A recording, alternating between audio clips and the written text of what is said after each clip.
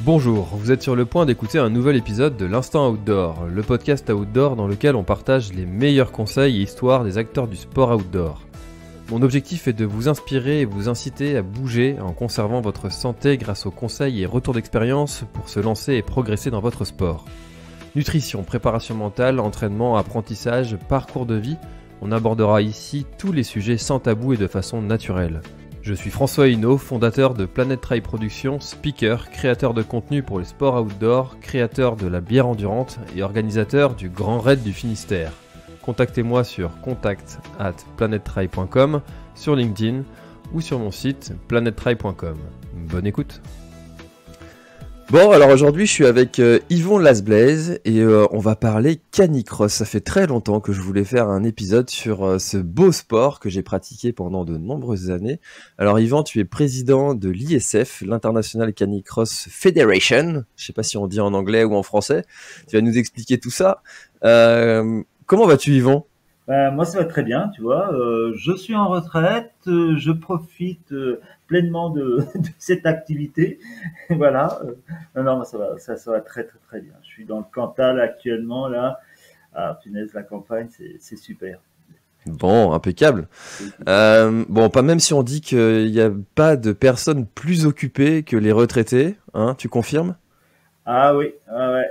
Le temps de m'occuper des chiens le matin, je me mets derrière le PC, je passe des appels téléphoniques. Il m'arrive de recharger mon téléphone 2 à 3 fois par jour. Donc, donc c'est prenant. Et puis, lorsqu'on a la passion, on compte pas son temps. Et puis, la journée passe très, très, très vite. C'est travailler sans avoir l'impression de travailler finalement, et ça, il y a rien de plus beau. C'est un petit peu ce que je fais aussi, hein, tu sais. Mon métier, c'est de discuter avec des gens passionnants, fascinants et qui m'apprennent plein de choses. Donc, j'ai jamais vraiment l'impression de travailler. Donc, c'est aussi très chouette. Tu vois, je suis en retraite bien avant l'heure. Alors Yvon, je t'ai un petit peu présenté, mais est-ce que tu pourrais, je sais pas, peut-être ajouter quelque chose que tu souhaites ajouter et qui ferait que nos auditeurs te connaîtraient un petit peu plus? Effectivement, je suis président de la Fédération internationale de canicross. Bon, on le dit en français, mais je suis également président de la Fédération des sports et loisirs canins, c'est-à-dire la fédération qui est actuellement leader en sport monochien. Alors, sport monochien, en fait, ça regroupe plusieurs disciplines, hein. C'est le canicross. Bon, disons, c'est le nom générique, hein, de nos activités sportives. Et il y a également le cani-VTT, le cani-trottinette, le ski jogging, le cani randonnée, le cani-marche. Enfin bon, j'arrête là parce que sinon je vais... voilà. Hein. Moi, je suis à la base un coureur à pied. Ouais, j'ai fait pas mal de courses à pied depuis que je suis gamin. J'ai fait de la piste. Et puis subitement, à 40 ans, j'ai découvert cette discipline. Parce que cette discipline, on dit, ouais, discipline émergente, oui, certes. D'accord, maintenant, disons, le grand public commence à en avoir la connaissance. Ce qu'il faut savoir, c'est que cette discipline a été, entre guillemets, inventée par un veto lyonnais, hein, Gilles Pernoud en l'occurrence, dans la fin des années 80, 90. Donc ça fait, ça me rajeunit pas tout ça, ça fait près de 30 ans qu'en fait le concept a été créé. Hein. Après, bon, ça a un peu vivoté pendant X années. Il y a eu un circuit de canicross, mais sur huit épreuves. Enfin bon, c'était un peu folklorique parce qu'il n'y avait pas de règlement, il n'y avait pas de matériel au départ. Enfin bon, je dirais que je suis un vétéran de la discipline. Je dirais, voilà, il va bientôt falloir que je fasse le tour de France pour expliquer aux gens ce qu'était le canicross au départ. Voilà, tout simplement. Et alors justement, tu dis que le sport a bien évolué. Quel est le contexte justement dans ce début, au début? Est-ce que c'était, tu l'as dit un petit peu, c'était pas très structuré, il y avait peu de compétition, et comment est-ce que ça a évolué? En fait, au départ, pour te donner une image, enfin pour donner une image de ce qu'était le canicross au départ, tu courais avec ton chien, avec le chien au collier, avec la laisse. C'était un peu, je dirais, physique, hein, parce que bon, dans la course à pied, tu t'imagines, tiré par ton chien à la laisse, t'es complètement déséquilibré au niveau respiratoire, c'est affreux. Enfin, Et puis petit à petit, en fait, il y a eu un fabricant à l'époque qui faisait de la voile de il faisait de la voile et enfin du matériel de voile et il s'est intéressé au truc, au concept et en coordination avec Gilles Pernoud dont j'ai parlé tout à l'heure, petit à petit ils ont créé du matériel, sachant que moi j'ai découvert dans un grand magasin que je ne citerai pas, en fait du matériel d'escalade pour le baudrier, puisque bon, ce qu'il faut savoir, c'est que, par exemple, pour parler du canicross, en fait, il y a trois objets dont il faut se servir pour faire du canicross. Hein. Il y a le harnais du chien. Ben ça, le harnais du chien, je dirais qu'il existait ne serait-ce que par les chiens de traîneau. Ensuite, il y avait le baudrier. Alors, le baudrier, ben, en fait, comme je te disais, ben, j'ai découvert tout simplement que le baudrier d'escalade était pas mal. Et puis, à l'époque, il n'y avait qu'une corde pour relier le harnais au baudrier. Hein. Et puis, petit à petit, ça s'est modernisé et on arrive aujourd'hui avec du matériel, je dirais, performant qui te permet de courir, disons, correctement sans te blessé enfin, en ce qui concerne le matériel. Quoi. Hein, voilà. Ce qui est important de préciser, c'est que tout ce matériel-là est destiné aussi à préserver le chien, son squelette, parce que si ça apporte des coups, des à-coups dans le bassin du coureur, ça le fait aussi sur la colonne du chien. Et maintenant, les longes sont amortissantes. Donc, chers auditeurs, si vous voulez vous équiper de matériel pour votre chien et pour vous-même, rapprochez-vous de magasins spécialisés et de gens qui pourront vous conseiller pour bien équiper votre animal et vous aussi pour que tout ce petit monde puisse évoluer dans de bonnes conditions. Oui. Est-ce que tous les chiens peuvent faire du canicross? Oui, tous les chiens en bonne santé. Alors, oui et non. C'est-à-dire que les chiens de première catégorie, malheureusement, ne peuvent pas participer du fait de la loi. Nous, on ne peut que le regretter, mais la loi est la loi et on se doit de la respecter. Donc, non, malheureusement, les chiens de catégorie 1 ne peuvent pas faire du canicross. Hein. Et puis, les chiens, je dirais, ce qu'on appelle les chiens à nez écrasé, hein, à museau écrasé, comme par exemple le bulldog français ou à la limite le chihuahua, tout simplement parce que bon, ils ont des problèmes respiratoires et que un tel effort, disons que c'est problématique pour eux. Voilà. Hein. Donc c'est fortement déconseillé. Hein. Pas interdit, mais c'est fortement déconseillé. D'accord. De toute façon, avant de commencer la discipline, je pense que c'est bien d'en parler à son vétérinaire et qu'il donnera des conseils parce qu'il ne faut pas commencer trop tôt non plus avec son chien. Si on commence à moins de 1 an, ça peut être compliqué pour certains chiens, moins de 18 mois pour d'autres. Voilà, c'est bien d'en parler à son vétérinaire quand on veut se lancer dans la discipline. Comment est-ce que on s'y met en fait à ce sport? Est-ce qu'il y a beaucoup de clubs en France? Est-ce que ça se passe comment si on veut s'entraîner Disons qu'actuellement, on a 140, enfin environ 140 clubs en France hein, et, qui sont bien structurés, où on a au sein de ces clubs des gens qui sont justement formés à la pratique et qui sont de très bons conseils. Moi, j'invite les personnes à se rendre justement auprès des clubs pour éviter, comme tu le faisais remarquer, le pépin pour les jeunes chiens. Puisque bon, tu faisais justement remarquer que bon, un chien, il faut pas lui faire des efforts trop rapidement, parce que le risque, c'est qu'il ne se blesse au niveau des articulations en particulier. Et là, un chien qui a des problèmes articulaires dès son plus jeune âge, je dirais, c'est fichu pour le reste de sa vie, quoi. Donc, il faut être très très prudent et ne pas, bien sûr, faire n'importe quoi. Et lorsque tu parlais de matériel, ce qu'il faut savoir, c'est que il faut également aller près de gens spécialisés parce que, bien sûr, il existe des harnais, mais c'est un peu comme pour le runner. Hein. Tu as une chaussure qui va t'aller et puis ton copain, la chaussure ne va pas du tout. Donc, en fait, il faut le bon harnais pour le chien. Quoi, hein. Les chiens, ils ont, comme tout être vivant, ils ont tous un gabarit différent et il faut quelque chose qui soit vraiment adapté à la morphologie de ton équipier. Hein. Ça, voilà. Ouais, il y a quelques années de ça, j'avais fait partie d'un club à Quimper qui s'était monté avec Arnaud Douarin. Je sais pas si tu connais Arnaud. Très bien, tout à fait. Un Ouais. spécialiste du 1500 mètres qui fait des crosses et tout ça. Je connais très, très, très bien. Exactement, un très très bon coureur, très rapide, qui évolue encore, qui court encore par chez nous. Je sais pas s'il fait toujours du canicross, mais en tout cas, je l'ai croisé sur un trail il y a peu de temps, donc Ah ouais. je sais qu'il court toujours. Ouais. Ah ouais, je l'ai vu c'était avant le Covid, la fameuse période de repos forcé. Je l'avais vu à Passé il avait fait le canicross à Passé près de Rennes. Donc, Hmm. et puis il me semble que je l'ai vu, je l'ai vu. J'ai appris qu'il en avait fait un récemment, hein.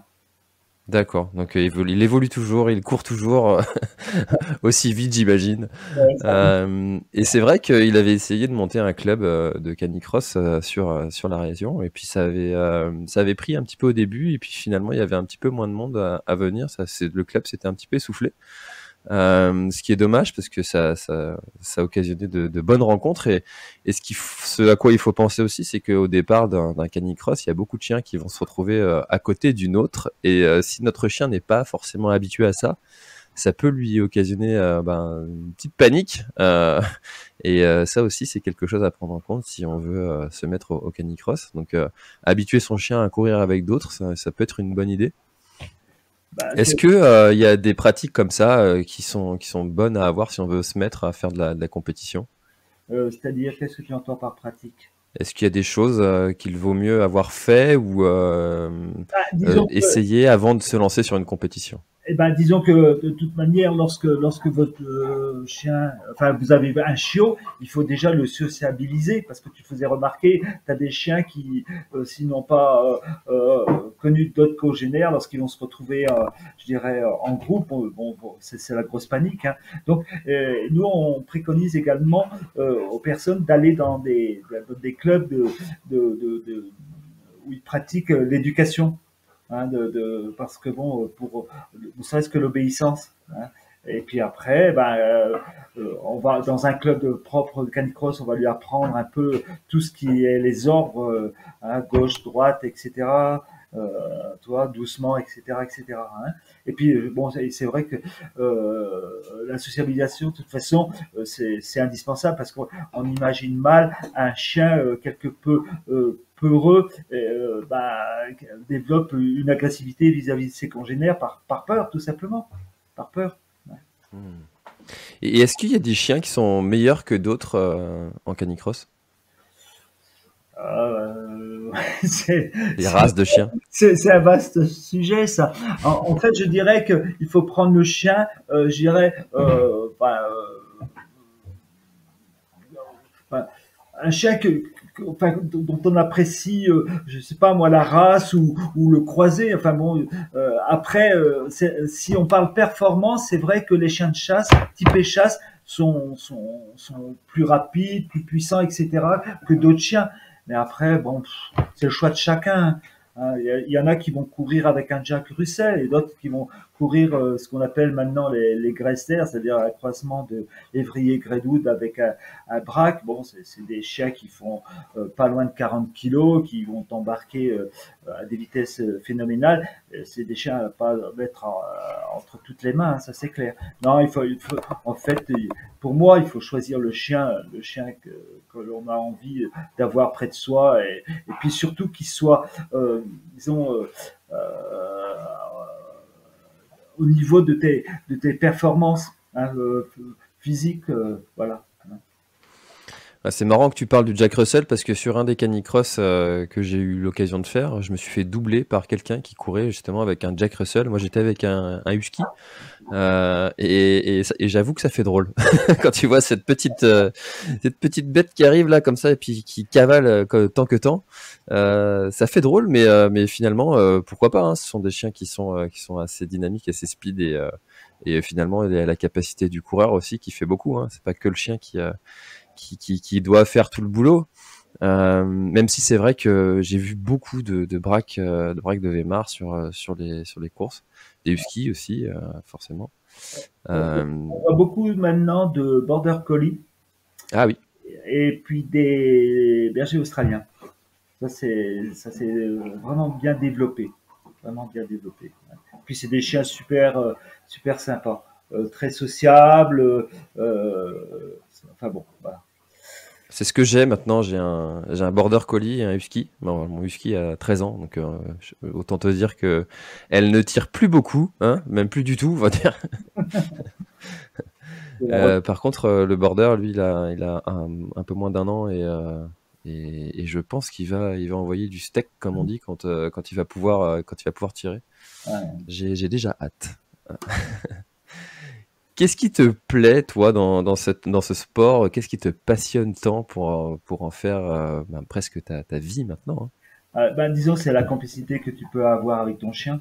C'est comme je le dis. En fait, il faut le vivre pour, avoir, disons, une parfaite connaissance de ce qu'est ce sport. Tu vois, là, pendant que je te parle, j'ai deux loulous là, de chaque côté là, qui sont en train j'ai un jeune de 9 mois là qui est en train de sans arrêt de me mordiller les mains, qui veut que je joue avec lui.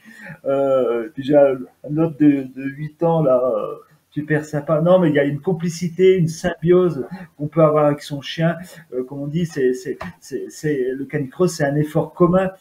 Dans la compète, eh ben, par moment, ben, c'est toi qui ne vas pas bien. Du coup, ben, tu as le chien qui t'aide, qui te motive. Et puis, à un autre moment, ça va être l'inverse. Le chien, il est un peu dans le rouge. Bon, ben, tu vas donner le maximum de ce que tu peux pour le soulager. C'est une complicité, comme je te dis, hein, il faut le vivre. Pour te dire, moi j'arrivais à des arrivées de canicross, mais alors vraiment mal. Alors que j'ai fait des marathons maintes fois, et ben je peux t'assurer que j'ai souffert plus sur des canicross que sur du marathon. Donc pour te donner une idée de ce, enfin, de ce que ça peut être le canicross lorsque tu veux vraiment te donner pour ton chien. Voilà. Hein. Ça me surprend pas parce que le canicross a ce truc un petit peu violent, même très violent, du départ. Le départ, c'est quelque chose qui est vraiment à vivre et même à voir si vous avez jamais vu. Aller dans une compétition voir une compétition de canicross. Moi, je trouve ça très beau à voir. Le départ, le chien qui a qu'une envie, c'est d'y aller. Et puis, forcément, il donne tout sur les premiers kilomètres. Il faut suivre derrière, hein. Et la course derrière est encore longue, donc ça me surprend pas que tu dises que ce soit plus violent que finalement un marathon où l'effort que tu vas produire est régulier, tu sais quelle vitesse tu dois courir si tu t'es bien préparé. Alors que le canicross, c'est le départ, je trouve pour tenir après derrière, faut tirer la langue un peu, hein. Et tu disais la complicité entre le chien et l'homme. Il y a d'ailleurs une des règles du canicross tu m'arrêtes si je me trompe, hein, mais qui dit que le chien ne doit jamais être derrière l'homme. Donc en fait, on n'a pas le droit de tirer son chien, et ça c'est aussi pour le préserver. Voilà, il y a quand même pas mal de règles dans la discipline qui sont faites justement pour préserver l'homme et le chien. Ben, on parlait tout à l'heure de l'âge. Bon, comme tu dis, interdiction formelle de tirer le chien, tu es disqualifié. Obligation, puisqu'il y a des points d'eau sur les parcours, obligation de boire, de laisser boire le chien s'il a envie de boire. Enfin, d'une manière, je dirais, correcte. Il ne faut pas le laisser boire toute la bassine, mais s'il a besoin de se désaltérer ou s'il a besoin de se refroidir, puisque bon, pendant qu'on y est, il faut quand même préciser qu'un chien ne transpire pas. Hein, il ne se refroidit que par la langue, hein, par l'air ambiant, par les coussinets ou le ventre. D'ailleurs, je sais pas, il faut remarquer qu'un chien, ben, s'il voit une flaque d'eau, alors qu'il fait très chaud, qu'est-ce qu'il va faire? Il va aller s'allonger dedans, tout simplement pour se refroidir. Hein. Donc, ouais, comme tu dis, tout est fait pour respecter le chien. Voilà, parce que le chien, il te donne tout. Hein. Lui, il calcule pas. Il calcule pas. Donc, ben, on se doit de le respecter au maximum. Ça, c'est clair. Est-ce qu'il y a des événements qui t'ont marqué plus que d'autres dans ta carrière de canicrosseur? Je sais pas comment on appelle les gens qui font du canicross Ouais, d'ailleurs. Microsoft, ouais, non, c'est tout à fait ça. Oh là, des événements qui m'ont marqué. Il y en a tellement, ça se mélange. Non, non, si, il y a eu des championnats d'Europe. Ça, c'est vrai qu'il y a des championnats d'Europe qui m'ont marqué parce que, bon, non pas qu'on se donne pas à fond sur des épreuves au niveau de l'Hexagone, mais lorsque tu vas en fait défendre ton pays, etc., c'est fou, quoi. C'est fou, c'est fou. Ouais, ouais. Je me suis fait battre une année. Ah si, bah, si, un souvenir qui m'a marqué. Je me suis fait battre pour le podium d'une seconde. Tout simplement parce que à 100 mètres de l'arrivée, je me suis retourné. Erreur de débutant. Et il faut pas se retourner? Ah non, il faut pas se retourner. Bah si, quand tu te retournes, automatiquement, tu n'es plus dans ta foulée. Tu n'es plus dans ta foulée, tu n'es plus, tu es déséquilibré. Et qu'est-ce que c'est une seconde? À une vitesse, quand tu es dans le sprint final, que tu es, je sais pas moi, entre 25 et 30 km heure, voilà. Ouais, ça, c'était en Hongrie, ça, je m'en souviens. Ça c'est un truc qui m'a marqué. Ouais. C'était en quelle année ça? Oula, oula, c'était dans les années 2000, ça c'est sûr. Je sais plus, honnêtement, je sais plus. Je sais Hmm. Parce que tu vois, sur le circuit le trail que je connais quand même bien maintenant, il y a des événements comme ça qui sont, qui sont marquants. C'est-à-dire, par exemple, l'Ultra Trail du Mont Blanc, la Diagonale des Fous. Enfin, voilà, ce sont des événements que dans le milieu, tout le monde connaît. Est-ce que dans le canicross, il y a ça aussi? Bien sûr, bien sûr. Alors, je vais te parler du Trophée des montagnes. Je sais pas si tu as entendu parler. Non, Je peut-être pas. connais, honnêtement, je connais Mais pas bien le circuit justement de c'est une canicross. épreuve internationale qui se passe au mois d'août. Enfin, cette année, il aura lieu fin juillet, début août. C'est donc une épreuve internationale. Il y a en général plus de 20 nations. Et ça se déroule sur 9 jours non-stop. Tu as 10 compètes non-stop. C'est-à-dire, tu en as une tous les jours. Et ça en montagne. Tu as 4000 mètres de dénivelé positif et autant de négatif. C'est des distances parfois qui sont pas très longues. C'est 5, 6, ça monte jusqu'à 8. Mais par exemple, tu as le deuxième jour une épreuve qui fait 5 et quelques, mais tu as 600 mètres de dénivelé. Donc tu vois, et c'est que de la montée. Et donc ça a une réputation, je dirais, internationale, puisque bon, je te parlais du nombre de nations présentes. Et je connais d'autant mieux cette épreuve, c'est que j'en suis l'organisateur. Voilà. D'accord. Mais non, non, mais en toute modestie, c'est une compétition que tout le monde connaît, hein. Voilà. Après, on a bien sûr nos trophées fédéraux, hein, donc des épreuves nationales. Et maintenant, depuis cette année, enfin la fin de l'année dernière, on a des trophées régionaux. C'est-à-dire que pour te donner une idée de la montée en puissance du canicross, auparavant, pour aller au trophée fédéral, il suffisait de s'inscrire. Donc, tu avais, admettons que les ouvertures, les inscriptions se fassent aujourd'hui, ben, en général, tu avais 2-3 mois pour que les places partent. Et en fait, on s'est fait avoir, si on peut dire, il y a juste avant le Covid, on a ouvert les inscriptions et en 24 heures, il y a 700 personnes qui se sont inscrites. Donc, ça nous a posé un gros problème. Parce que t'imagines bien que si on avait laissé partir les choses, ben, on se serait peut-être retrouvé avec des milliers de personnes au trophée fédéral. Et ce qui n'est plus concevable en gestion, hein. C'est pas on n'apprécierait pas d'être plusieurs milliers sur une compétition nationale, mais c'est ingérable, quoi, parce que tu as bien sûr le, l'humain, mais tu as également le chien. Quand tu as une compétition qui fait 700 concurrents, ben, automatiquement, tu vas avoir 2 à 3 000 chiens sur le site. Voilà, c'est pour te donner une idée. Hein, parce que les gens, souvent, les personnes, les coureurs, ils ont un chien, ils ont le chien avec lequel ils vont faire la compétition. Puis à côté de ça, tu as un retraité comme toi, par exemple, et puis un jeune chien. Voilà. Hein, donc automatiquement, ben, ça fait un nombre incalculable de chiens, etc., etc. Voilà. Hein. Alors tu vois, moi j'organise le Grand Raid du Finistère. C'est un début. Là actuellement, on est sur l'édition, je l'appelle 0 bis. C'est la toute première édition. Même si on a déjà fait un off il y a 2 ans. Pour organiser un trail comme ça, enfin voilà, il y a quand même pas mal de choses à faire, à voir. Toi, tu dois avoir des difficultés et des contraintes parce que justement, il y a cette relation avec un animal en plus. En tant qu'organisateur, c'est compliqué à organiser un canicross? Alors disons que, si tu veux, c'est en fait, bon, une épreuve internationale, moi, de toute façon, ça me prend toute l'année. Hein, c'est clair. Bon, je vais pas travailler toute la journée sur une année, mais c'est quasiment tous les jours. Il faut que je m'y intéresse. Excuse-moi, tu sais ce que je vais faire? Je vais mettre mon jeune chien dehors parce que là, il est avec son jouet et il n'arrête pas de m'embêter.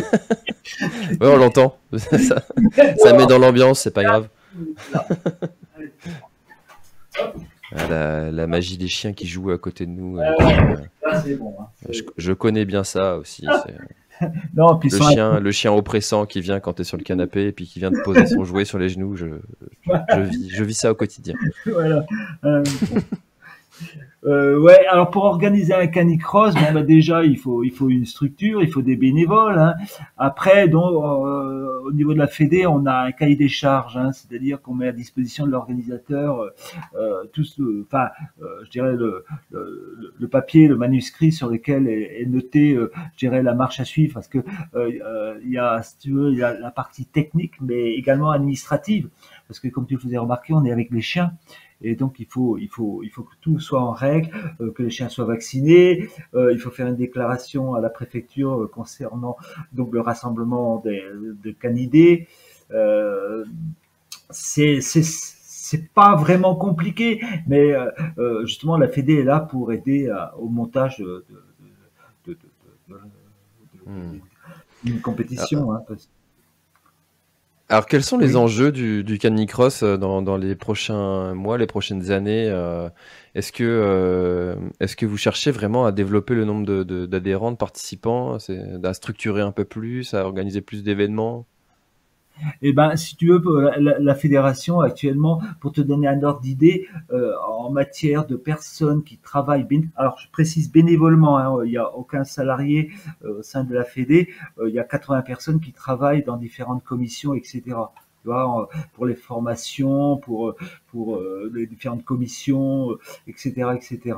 Donc, pour le développement, ben, je dirais que maintenant, je dirais que la machine est lancée. Hein, pour te dire, le mois dernier, on a affilié 4 nouveaux clubs et là, ce week-end, on vient d'en affilier un autre et j'ai eu vent qu'il y en aurait 5-6 autres qui arrivent là, qui sont en cours de montage. Donc, pour te donner un ordre d'idée de la dynamique qui existe actuellement. Donc, non, c'est quelque chose qui est en train d'exploser. Hein. Et puis, il y a toi, tu parlais de trail, bah, tu connais bien comment ça se passe. Tu as des personnes qui sont licenciées, qui vont te faire des trails régulièrement. Et puis, tu as la personne lambda qui va dire, bah, tiens, je vais essayer de faire ça, un petit trail de découverte. Et ben, dans le canicross, c'est un peu ça. C'est-à-dire qu'on a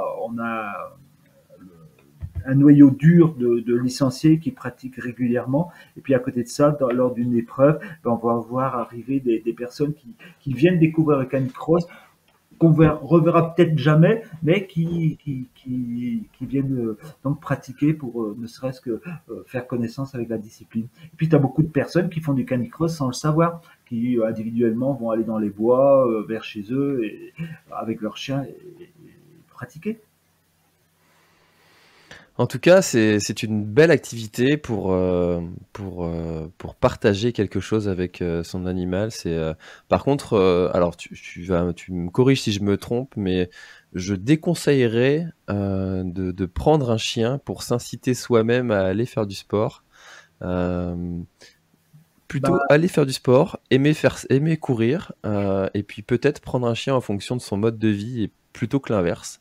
Bah, tout à fait. D'ailleurs, je dirais, on en a eu une image exacte de ce que tu dis avec le Covid. Tu as beaucoup de personnes qui ont pris des chiens, euh, qui ont prétexté faire du sport avec un chien. Je dis prétexté, hein, et puis qu'une fois la situation redevenue normale, bah, le chien s'est retrouvé dans un refuge. Hein. Euh, voilà. Non, non. Enfin bon, c'est un peu désespérant. C'est le syndrome des vacances où tu entends à chaque vacances, tu entends des gens qui laissent leurs chiens sur des aires d'autoroute. Alors je conçois tellement pas ça que je trouve. Enfin, j'ai même du mal à le croire, tu vois, tellement je le conçois pas que des gens puissent faire ça. Ah ouais, ouais. Tu vois, par exemple, à la Fédé, on a pareil, je parlais de commission, ben, on a une commission refuge. C'est-à-dire qu'on a des clubs, on doit en avoir maintenant une dizaine, qui passent des conventions avec les refuges pour sortir les chiens, tu vois, et puis par la suite essayer de les faire adopter.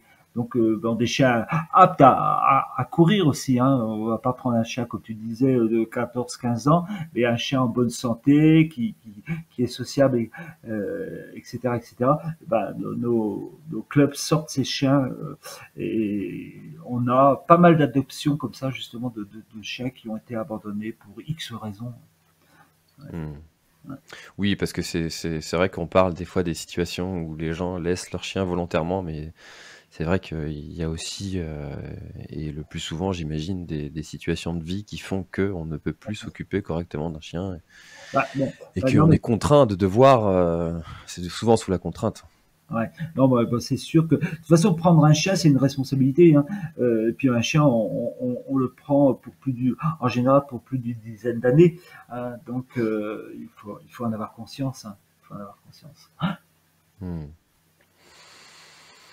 Eh bien, écoute Yvon, je trouve qu'on a fait un beau tour du canicross et de sa pratique et de ses enjeux.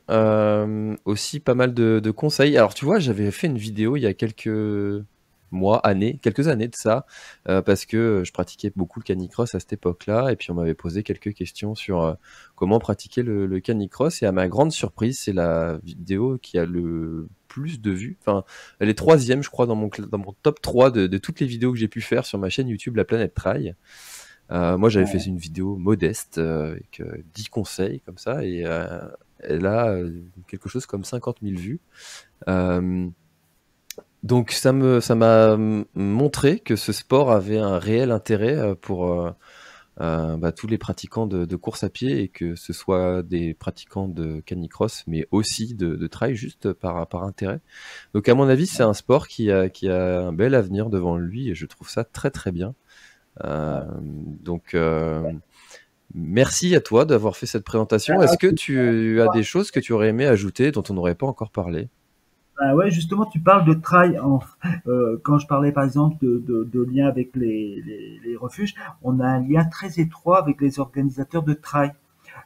Puisque le dernier en date, c'est, je sais pas, tu dois le connaître, c'est le trail Les Gendarmes et les Voleurs de Temps, qui se Oui, bien sûr. passe sur de Limoges.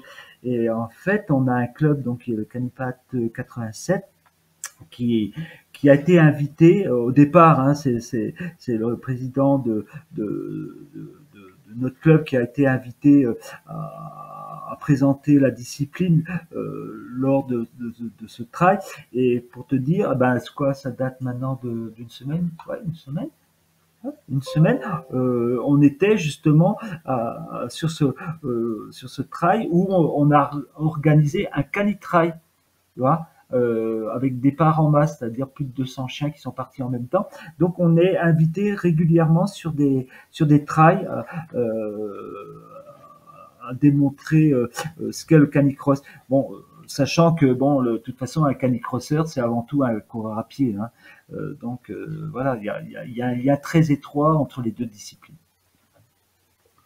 Et puis c'est très bien en fait d'ouvrir cette discipline avec d'autres sports, d'aller inciter ou présenter justement le sport ailleurs, et s'ouvrir. C'est un petit peu aussi ce que je fais avec ce podcast, où j'essaie d'aller à la rencontre de personnes qui ne font pas du trail, mais qui ont aussi des choses à apporter à ce sport.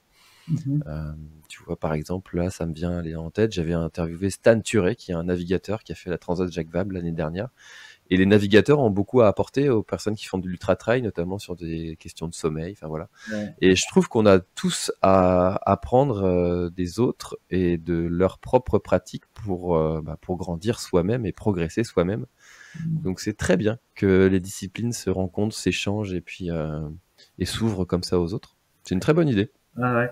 Et puis il y a alors physiquement le canicross pour un coureur à pied peut apporter énormément parce que en fait le canicross, quel que soit ton niveau, quelle que soit la puissance de ton chien, en fait tu es systématiquement en survitesse. Alors quelquefois c'est peut-être 0,00 km/h en plus, mais quelquefois c'est 4-5 km/h en plus. Et en fait, le canicross te permet de travailler ta foulée. Tu vois, si tu vas très vite, tu es obligé d'allonger ta foulée, etc. Et tu peux améliorer tes performances en course à pied pure. Voilà. C'est exactement ce que je fais quand je fais du canicross. Tu travailles la vitesse, tu travailles aussi tes capacités, ta VMA, comme on dit, ta vitesse maximale aérobie. Enfin voilà, tu travailles aussi ces capacités-là. Et plus le moteur est gros et plus tu peux aller vite longtemps. Donc ça a tout même si on fait finalement de la distance plus longue sans avoir de chien, c'est quelque chose qui peut être intéressant à travailler pour progresser en trail aussi, effectivement. Tu fais bien de le souligner. Voilà. Bah, merci beaucoup Yvon d'avoir participé à cet épisode de l'Instant Outdoor. Quels sont les événements sur lesquels on va pouvoir te retrouver à l'avenir? Eh ben, on va préparer bientôt tout ce qui est trophées régionaux. Hein. De toute manière, bon, tu peux, à ce moment-là, on peut conseiller aux personnes de se renseigner auprès du site internet de la Fédé, la FFFC. De toute façon, on tape canicross, on tape chez nous. Et puis moi, j'invite quand même les gens qui veulent se lancer dans le canicross de se rapprocher de nos clubs. Hein. Ça c'est clair, parce que bon, dans les clubs, tu trouveras des spécialistes qui en fait vont t'éviter de faire des erreurs qui peuvent être préjudiciables pour toi et pour ton chien. Donc, certes, on peut faire du canicross comme ça au solo, débuter tout seul. D'abord, la progression va être beaucoup moins rapide du fait de l'absence de conseils, même si on va aller voir une vidéo, quelqu'un qui court, etc. Rien ne remplace le conseil, je dirais, sur le terrain.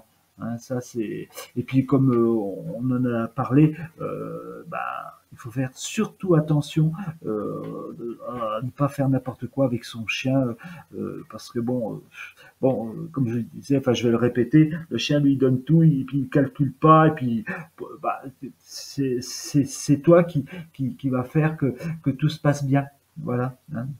Ouais.